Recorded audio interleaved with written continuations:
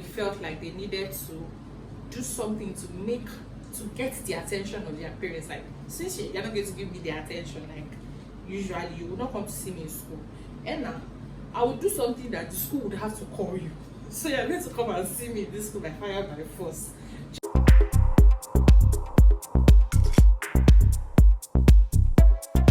Hey guys, it's your girl J, and welcome back to my YouTube channel. If this is your first time of stopping by, you're most definitely welcome.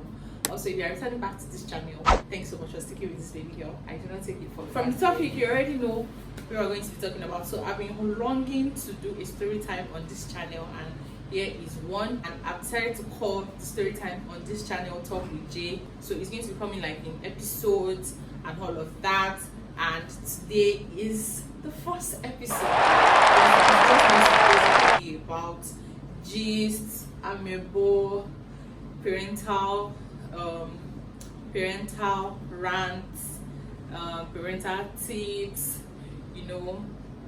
basically stories, where we have to talk and rant and gist. So that's what T.W.J is going to be about. Welcome to the first episode. In today's episode, we're going to be talking about how parents think that the main care that they can give to their child or to their children is financial care. Now, if you ask me, this topic is like something that I can relate with. I don't know, maybe that's why it's the topic that is opening this series. It's something that I can relate to, and I just wanted it to come with the flow. I didn't want to script it because I felt like it was going to be more natural that way.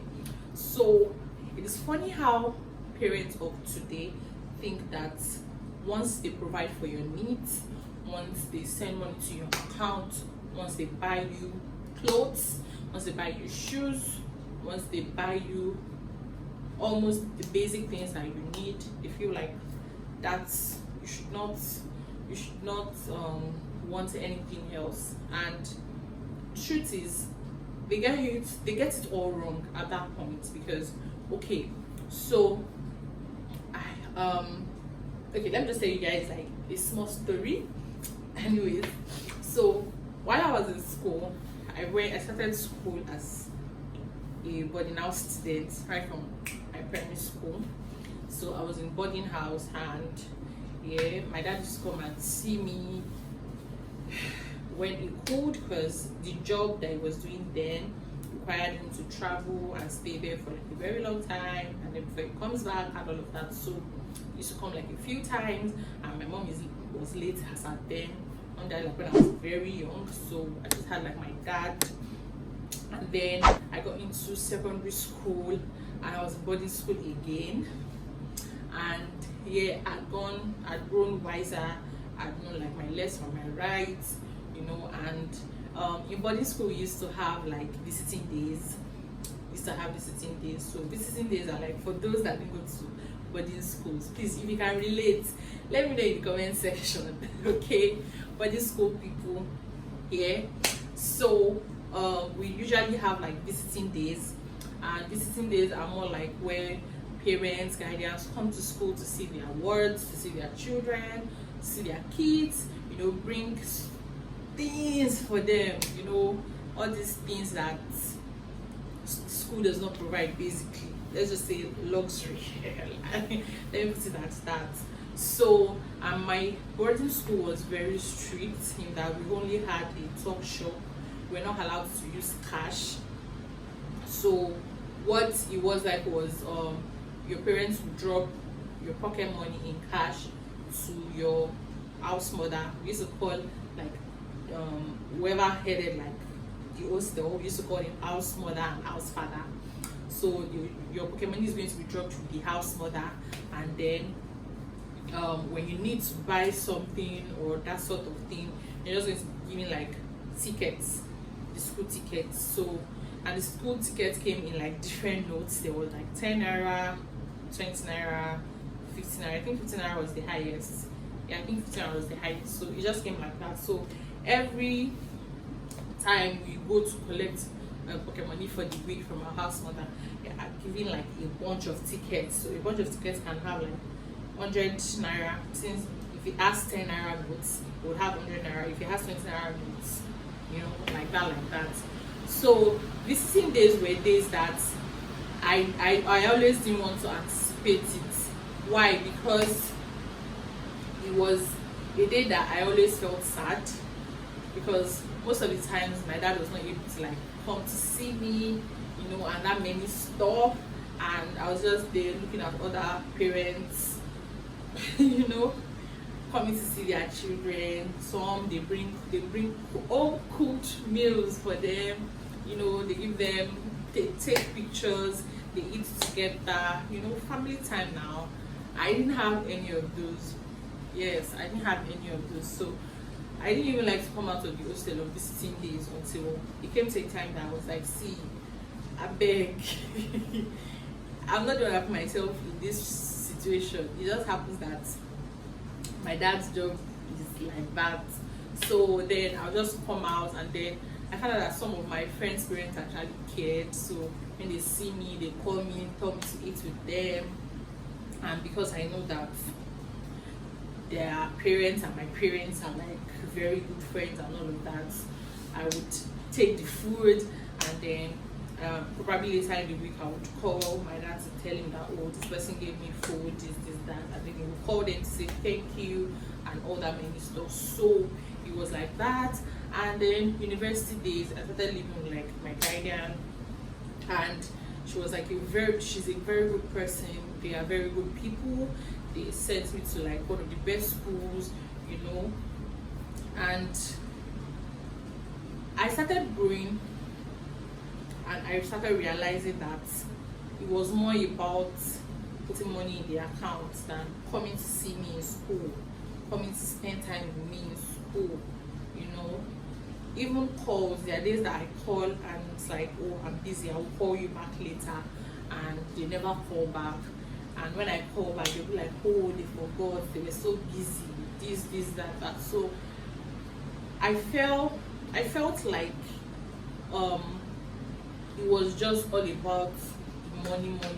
They just felt like once they send you your pocket money monthly, you should be good. You should not want any other, like any extra attention or that kind of thing. And when I was in school, I went to like one of the best private schools in Nigeria. Yes, I went to one of the best private schools in Nigeria.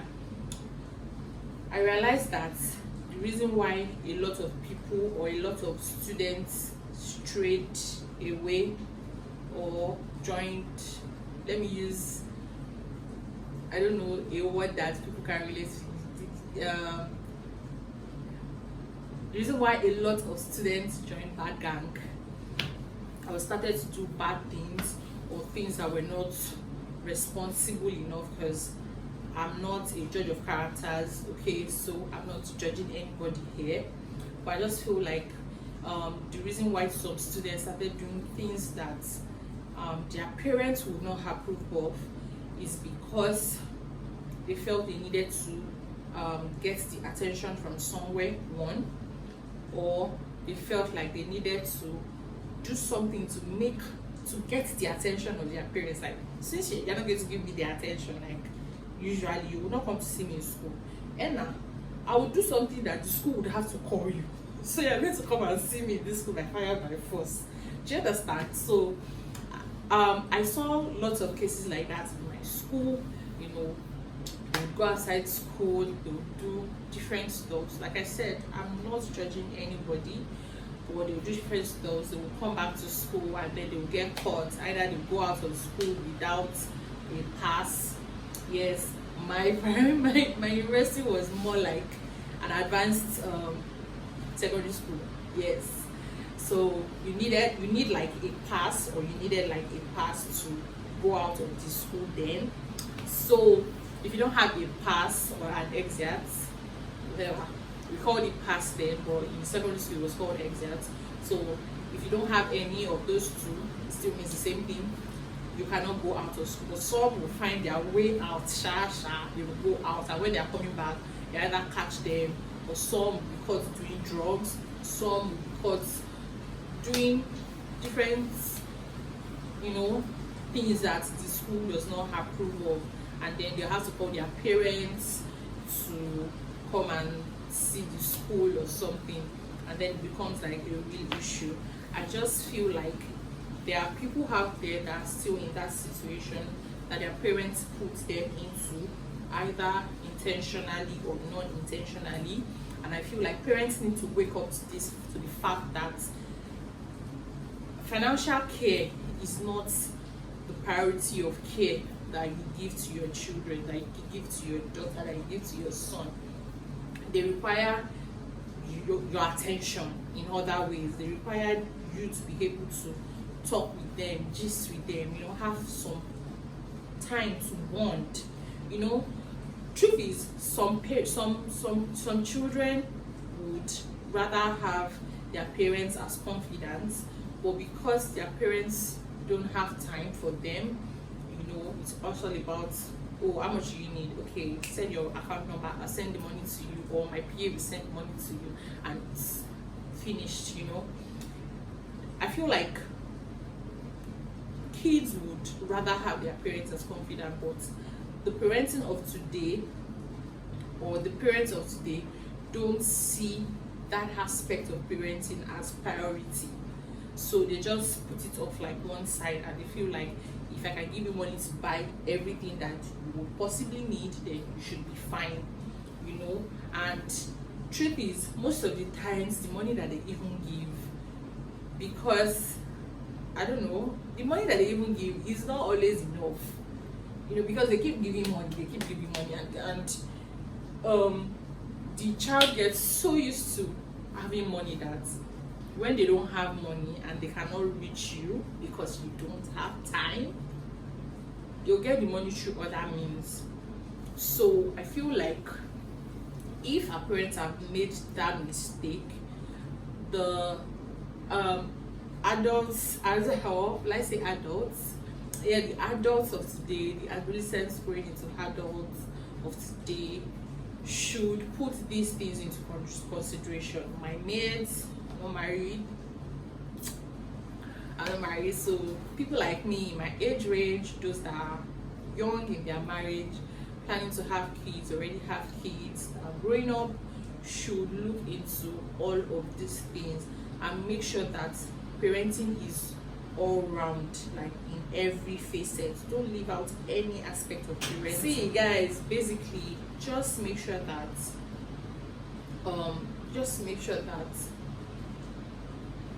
parenting your kids, you are doing it in all facets. You are putting in your time, you're giving them your attention, you're making sure that you are available for them when they need you to be available for them. You make sure that when they need stuff, you can provide for them to your best capability. You know, don't break the bank.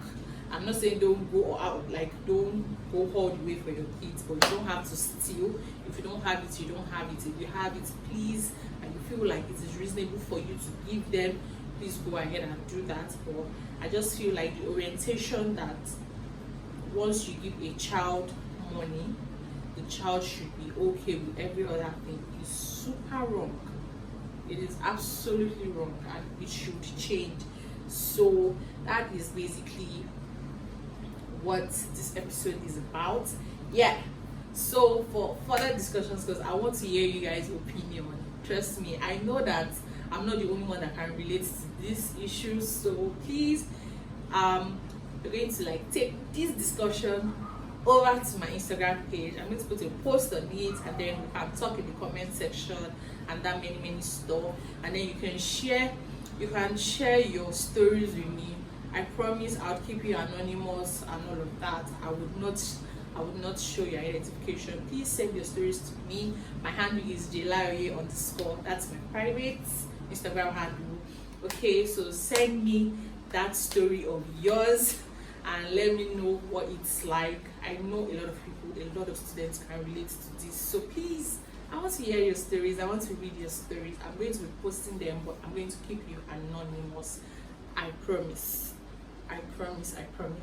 So guys, I'll see you guys on my Instagram page. Plus, If you've not subscribed to my channel, smash that subscribe button. It has been a long time talking here. Thank you so much for watching the end of this episode, watching up until the end of this episode. I don't know, I am happy that I started this T.W.J series, and I'll see you in episode 2. Bye guys.